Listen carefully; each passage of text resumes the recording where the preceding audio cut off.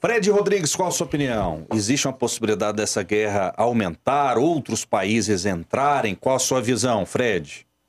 Olha, é difícil dizer 100%, viu, Rafael? Há tudo que indica as estatísticas que não. Que realmente não tem como escalar para uma terceira guerra mundial. Mas guerras, na maioria das vezes, são imprevisíveis, né? Olha como começou a Primeira Guerra Mundial lá, com o assassinato do Franz Ferdinand, e de repente descambou para tudo aquilo.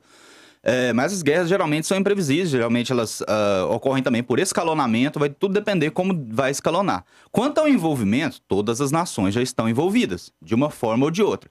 O que eu acredito que vai acontecer na Ucrânia é um tipo de guerra proxy, né? Onde os países não participam diretamente, mas simplesmente fomentam um lado ou outro, né? A gente já viu isso acontecer em outras vezes na história. A diferença é que dessa vez a Rússia está realmente lá dentro, então o envolvimento de um país externo, obviamente do lado dos ucranianos, significaria também um ataque direto contra a Rússia. Mas também há a questão de que há países que cercam a Ucrânia ali que estão ligados diretamente à Organização do Tratado do Atlântico Norte, né? E a Organização do Tratado do Atlântico Norte, a famosa OTAN, ela tem uma cláusula que diz que todo ataque a um país membro é um ataque a todos os outros.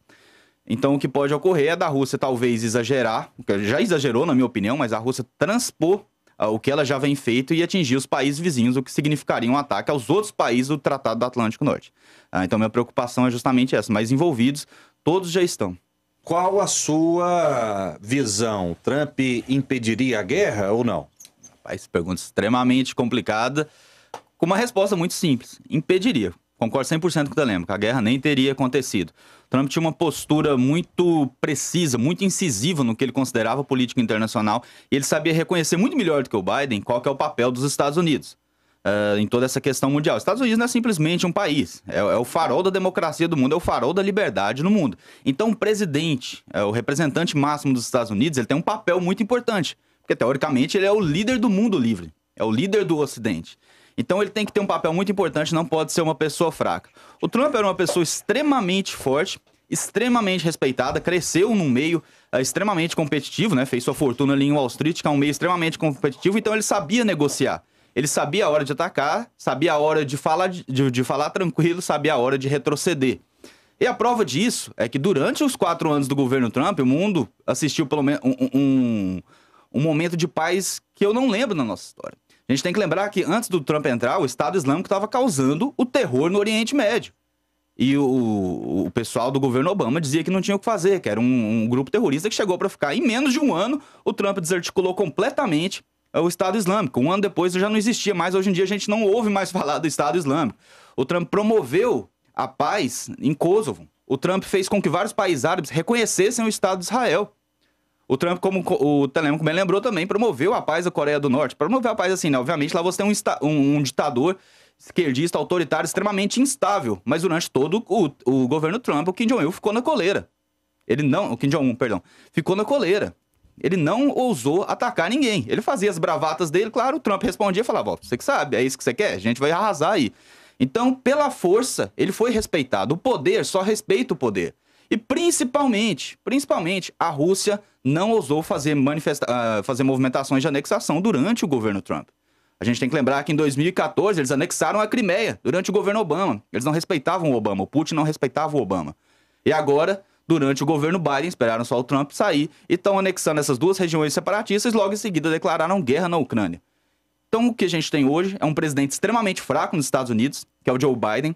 Um presidente que não passa postura, não tem postura, não passa respeito, não passa credibilidade nem pro Putin, nem pro Xi Jinping, que é o presidente da China, né?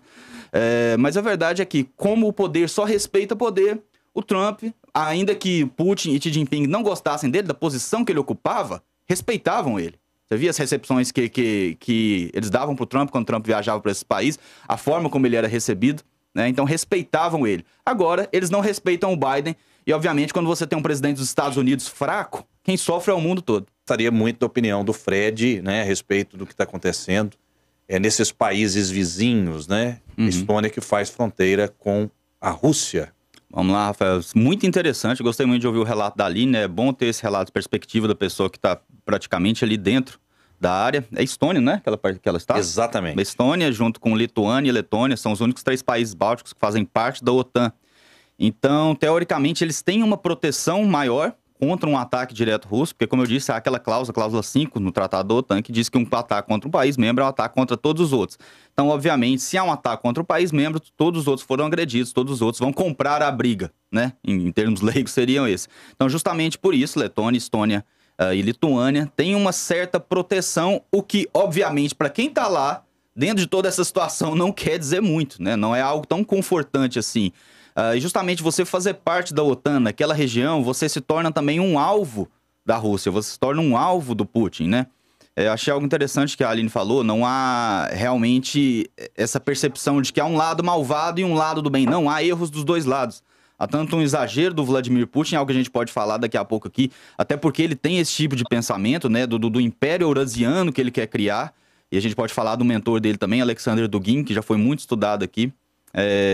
Mas o que a gente tem que entender aqui, eu acho é o seguinte, nesse exato momento a Estônia está numa posição relativamente privilegiada, né, justamente por fazer parte da OTAN, mas ao mesmo tempo há esse medo também, porque, ora, se os Estados Unidos, sob o comando de Joe Biden, não conseguiu proteger a Ucrânia, com que ele tinha relações próximas, né? A gente tem que lembrar que, inclusive, no governo anterior, aí, o Biden teve um escândalo de corrupção gravíssimo ligado ao outro governo da Ucrânia. A gente tem esse governo agora, do Zelensky, que foi, teoricamente, um governo mais ligado ao Trump, mas eu acho, a minha opinião, pessoal, é que ele era ligado ao Trump. Essa aproximação com o Trump é justamente porque a Rússia já estava vendo a movimentação da Ucrânia ali, que tinha todo o interesse em entrar para a OTAN. A Ucrânia não entrou para a OTAN há tempo, né? Mas eles tinham todo interesse, se eu não me engano, eles chegaram a entrar no programa de parceiros da OTAN. Eles tinham todo interesse porque eles acharam que eles teriam a mesma proteção que a cláusula 5 garante. Ninguém, obviamente, quer atacar um país da OTAN, porque você estaria entrando em guerra, principalmente com os Estados Unidos, que é a maior força militar do mundo. Então a Ucrânia tinha esse interesse. Mas é muito, muito interessante ver o relato da Aline, ver como o pessoal realmente lá tem medo e como todos esses tratados, Rafael, se desfazem diante da realidade. Né? Todos esses tratados de proteção, de desarmamento, de energia, né? A gente sabe que a Ucrânia, a energia que sai da Rússia, o gás e o óleo que sai da Rússia, ele tem que passar pela Ucrânia, né? Então é um país extremamente estratégico naquela posição. Então é interessante ver esse relato da Aline, porque ele mostra como a realidade, ela bate muito mais forte que qualquer tratado e qualquer conversinha de político. E é justamente por isso que eu falei do Trump aqui. Como é importante o líder do mundo livre ter uma posição irredutível em relação à guerra. O Trump não tolerava guerra. Nós tivemos um governo, uma época de paz no mundo gigantesca, e eu duvido que o Trump, que o Putin se excederia da forma como se excedeu, né, invadiria a Ucrânia, anexaria essas regiões separatistas, né, tem uns separatistas ali que são fomentados pela Rússia, eles são pró-Rússia. Mas o Putin jamais faria isso se tivesse um líder forte. Obviamente, agora ele enxerga no Biden uma pessoa extremamente fraca, uma pessoa extremamente sem postura. As próprias sanções do Biden foram extremamente ridículas. As sanções do Biden, como a Aline bem mencionou aí, elas foram projetadas para prejudicar basicamente a população. Porque ontem o porta-voz da Casa Branca, um dos porta-vozes da Casa Branca, né, um dos representantes do governo, disseram, olha, nossas sanções, elas não são destinadas a impedir o fluxo de energia da Rússia para outros países. O que, na minha opinião, também seria um erro, para ver como essa situação é complicada. Porque se você impede que a Rússia exporte sua energia produzida para a Europa, ela não vai faltar compradores para ela. Ela pode exportar tudo para a China. Não vai faltar compradores. E, curiosamente, essa sanção de impedir a exportação pode fazer com que o preço aumente. E o preço do petróleo aumente e a Rússia vai exportar um petróleo ainda mais caro para a China. Ou seja, você acaba beneficiando a Rússia. Então, o ideal era que essa situação não tivesse acontecido. Era que nós tivéssemos líderes fortes, dedicados, comprometidos com a paz, ainda que fosse a paz através da força. A paz através da ameaça. Ó, você me ataca, mas eu faço pior com você. Porque, infelizmente, é assim que funciona. O poder só reconhece poder. Eu vou encerrar o meu comentário aqui para o Telêmaco passar, mas eu gostaria que a gente voltasse na questão da mentalidade do Putin. Porque a gente precisa entender, antes da gente entender por que o Putin faz isso, a gente precisa entender por que ele pensa assim. A gente precisa entender o que passa no cérebro dele. Nós tivemos um grande pensador brasileiro aqui que destrinchou isso nos últimos 10 anos. Infelizmente, já faleceu e não foi reconhecido pela grande imprensa a tempo. Mas ele destrinchou exatamente porque o Putin pensa assim. Espero que a gente retorne a esse assunto mais pra frente. Pouquíssimas vezes eu vi o presidente Jair Bolsonaro em cima do muro. Ele tá em cima do muro ou eu estou enganado? Telêmaco e Fred? Não, de forma alguma. Não tá em cima do muro, não. Aliás, ele foi o primeiro que se posicionou no lugar que mais importa, que foi na frente do Putin, né? Eu achei que ele fez muito bem em não odiar aquela viagem.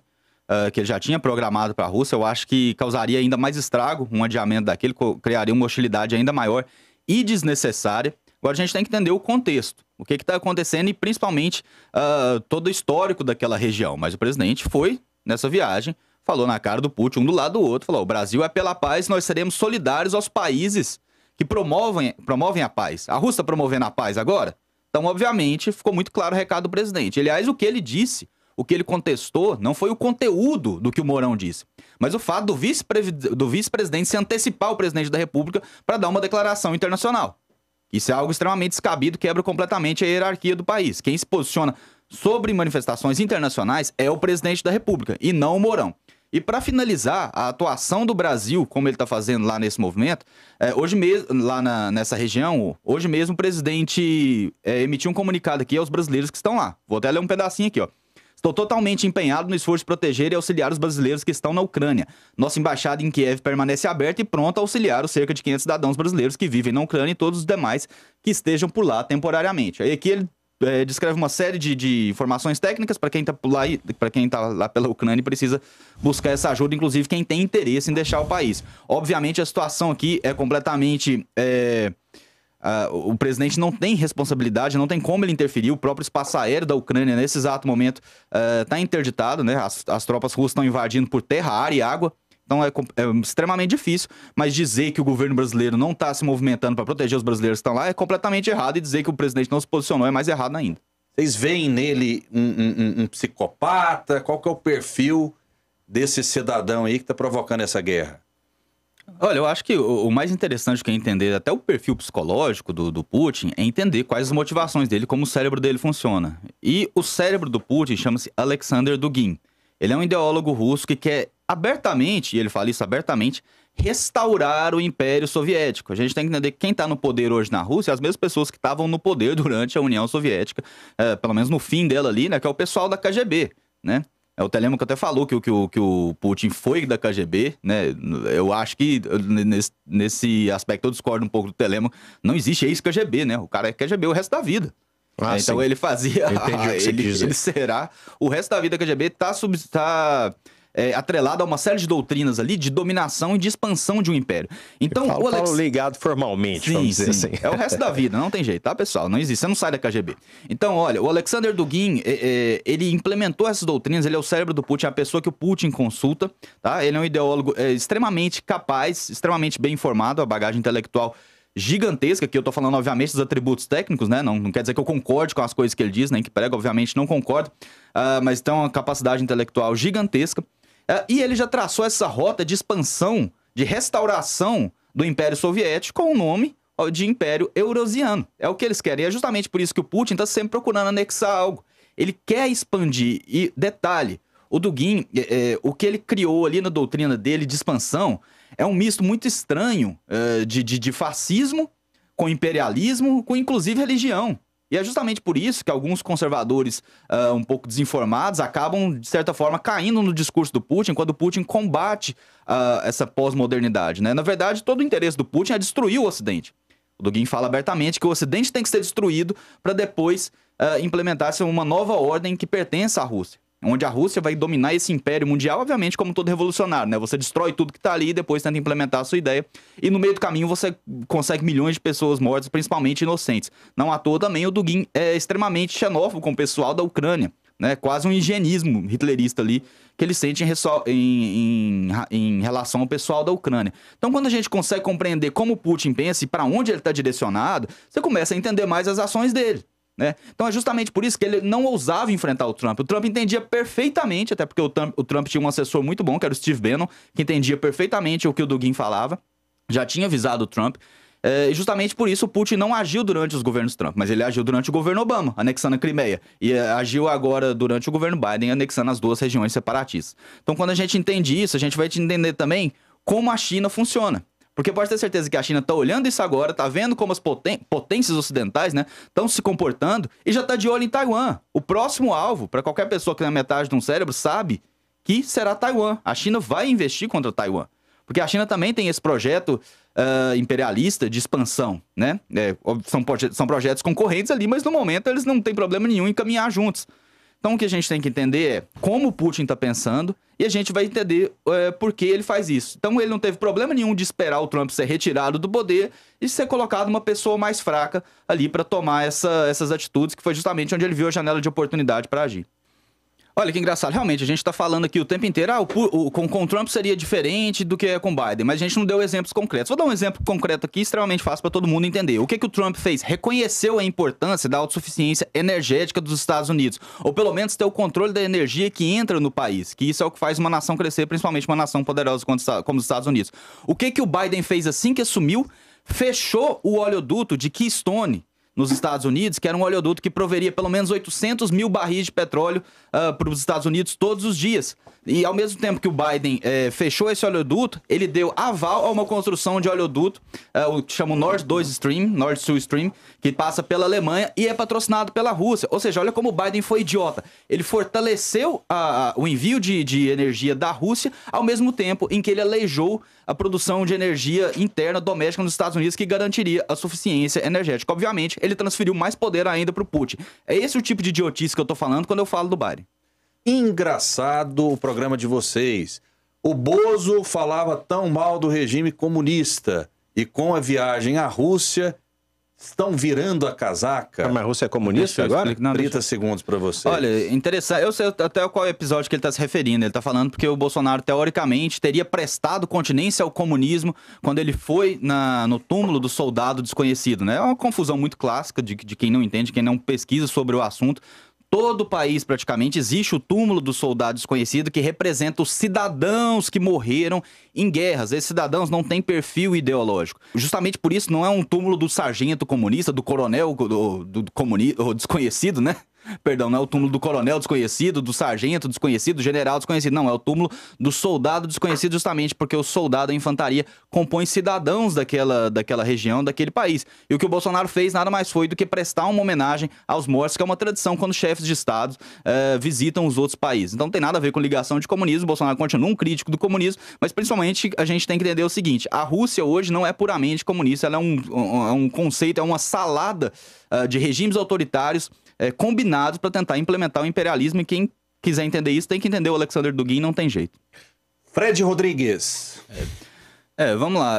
Realmente é uma situação muito complicada, dramática para a Ucrânia, né? Agora vai ter que se negar a filiação da OTAN e também se comprometer com o desarmamento com o governo russo para poder escapar dessa, de certa forma, ilesa.